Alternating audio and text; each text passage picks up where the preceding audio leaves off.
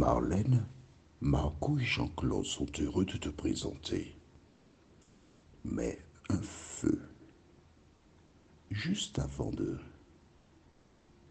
découvrir ce thème, nous aurons la référence de l'étude précédente, c'est-à-dire Ésaïe 45, versets 22 et 23. Ensuite, Jérémie 8, versets 18 et 19. Et Apocalypse 20, verset 9. La référence précédente, Ésaïe 45, versets 22 et 23. Jérémie 8, versets 18 et 19. Et Apocalypse 20, verset 9. Avant d'entamer cette étude, prions. Notre Seigneur et notre Dieu, nous voici tes enfants, une fois de plus, en train de découvrir l'avenir que tu nous as révélé.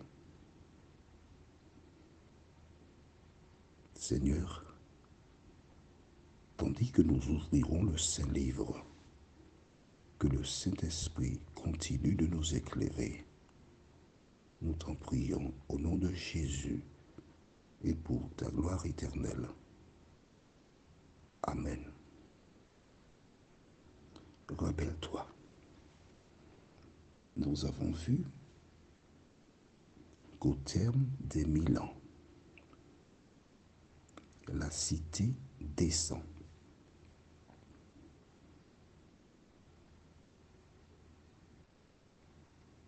Une fois qu'elle est arrivée sur terre, alors on va lire, d'accord? On va lire dans Apocalypse 21, verset 2. Je te raconte l'histoire, mais j'aime bien avoir un support. Apocalypse 21, verset 2 déclare: Et moi, Jean, je vis descendre du ciel d'auprès de Dieu la ville sainte, la nouvelle Jérusalem, préparée comme une épouse qui est parée pour son époux. D'accord? Donc au terme des 1000 ans, les enfants, les sauvés, descendent dans la cité sur la terre. Les morts ressuscitent. Et Satan à son public, il va proposer aux gens d'aller attaquer la cité et pour s'en emparer. Mais c'est à ce moment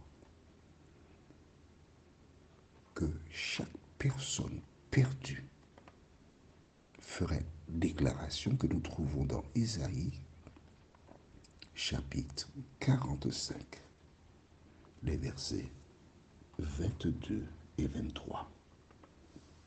Nous les découvrons encore, ces deux versets. Tournez-vous vers moi et vous serez sauvés. Dieu a averti. Dieu te dit, tournez-vous vers moi. Cela veut dire changer de direction, changer de vie. Soyez une nouvelle créature. À qui s'adresse-t-il ici? Vous tous qui êtes aux extrémités de la terre. C'est un message mondial. Tous les hommes. Du reste, Jésus déclara dans Matthieu 24, verset 14, cette bonne nouvelle du royaume sera prêchée dans le monde entier pour servir de témoignage à toutes les nations. Alors viendra la fin. Tu as l'information. Ensuite, la fin du verset 22 déclare: car je suis Dieu et il n'y a point d'autre. Rappelle-toi, nous avons vu comment l'opposant de Dieu s'est révolté dans le ciel et précipité sur la terre. Il s'est amusé pour pousser les hommes à se révolter contre Dieu. Ève et Adam ont utilisé le libre arbitre pour le choisir. Et depuis, le péché est entré dans le monde. Depuis, Dieu n'a jamais cessé de lancer des appels, de dire aux hommes, et arrête-toi, regarde, observe, choisis la vie. Le verset 23, je le jure par moi-même, la vérité sort de ma bouche, et ma parole ne sera point révoquée. Tout genou fléchira devant moi, toute langue jurera par moi. Quand ces personnes qui auront encerclé la cité, la Bible déclare qu'ils seront aussi nombreux que le sable de la mer, Dieu montrera à chaque personne pourquoi elle est perdue. Dieu te montrera qu'inlassablement tu as eu l'occasion d'entendre la parole. Tu as eu l'occasion de comprendre. Et depuis le mois de décembre, à plusieurs reprises, Dieu t'a expliqué à travers Jean-Claude ce qui arrivera. Tu as lu Ésaïe 45, versets 22-23. Qu'as-tu fait de cette parole que tu as lue? Est-ce que tu t'es tourné vers Dieu? Allons maintenant dans les livres de Jérémie, chapitre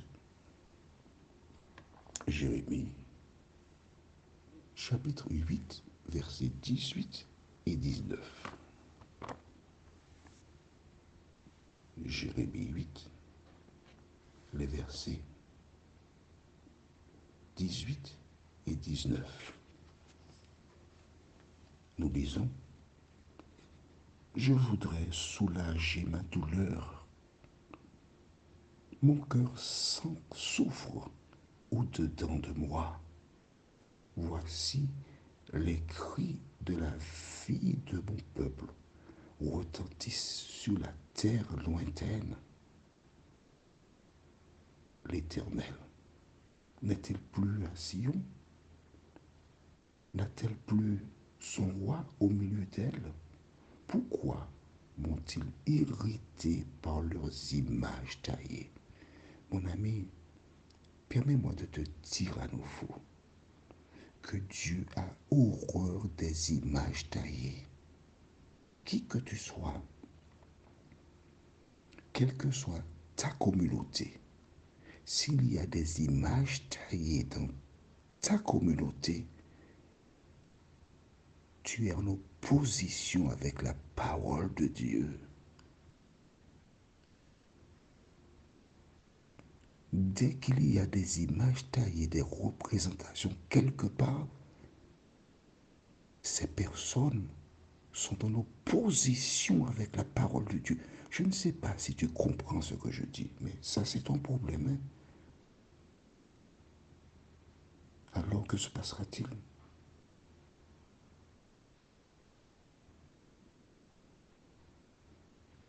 La fin du verset 19 dit, par des idoles étrangères, des idoles.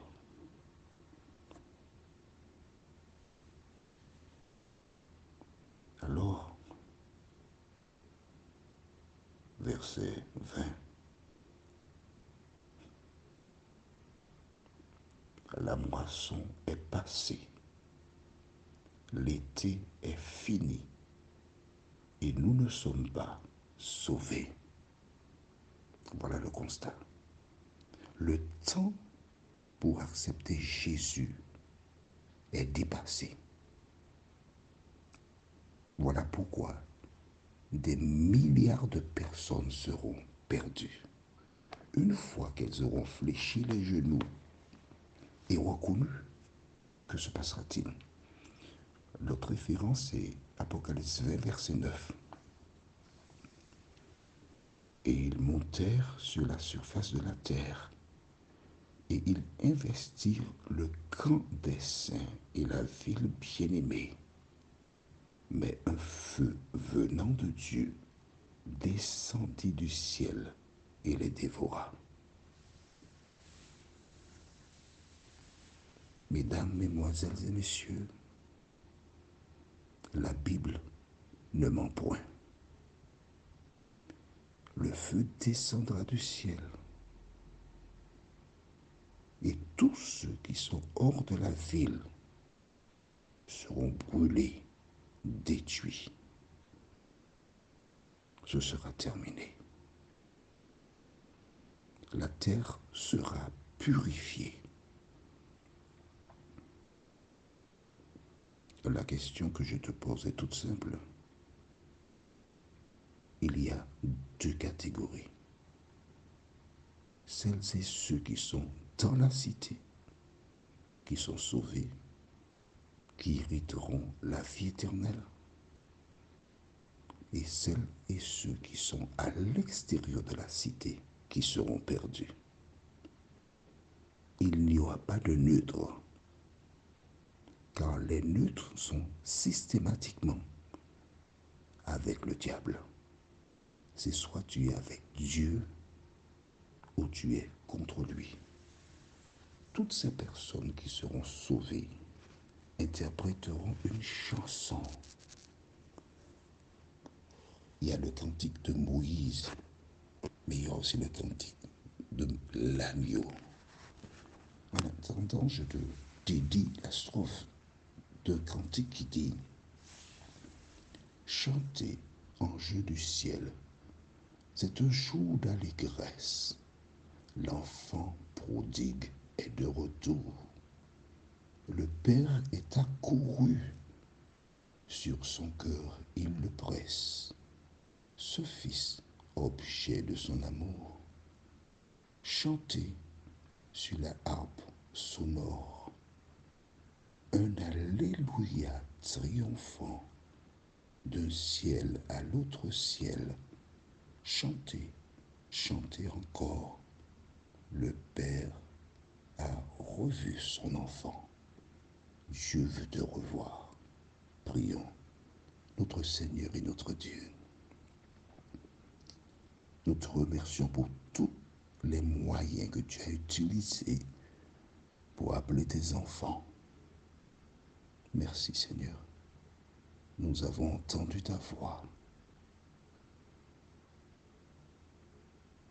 Certains ont répondu, d'autres ne l'ont pas fait. Mais permets qu'à ce moment précis, que tous qui sont indécis lèvent les yeux vers toi et prennent position pour l'éternité. Merci de nous entendre. Nous t'avons prié au nom de Jésus et pour ta gloire éternelle. Amen. Parmi les références, nous aurons Apocalypse 20, verset 10. Le thème est le diable, la bête et le faux prophète. Il me tarde de te retrouver.